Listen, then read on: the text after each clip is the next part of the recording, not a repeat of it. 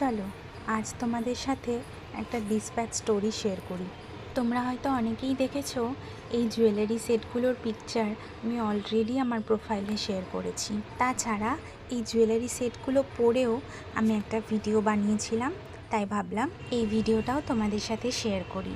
জানো তো, এই সেটগুলোর অর্ডার যখন পাই দিদিভাইরা বলেছিল যে তোমার নিজের মনের মতো করে বানিয়ে দিও, কিন্তু সত্যি কথা বলতে এই ধরনের কাজ আমি প্রথমবার করলাম।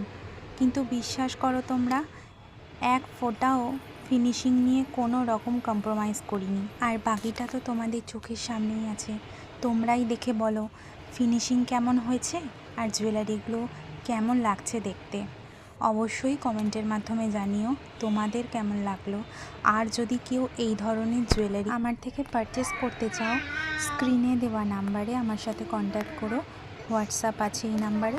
কোনো রকম কোয়ারি থাকলে জিজ্ঞেস করে নিও। আজ তবে এইটুকুই, দেখা হচ্ছে পরবর্তী ভিডিওতে। ততক্ষণ সবাই ভালো থেকো, টাটা।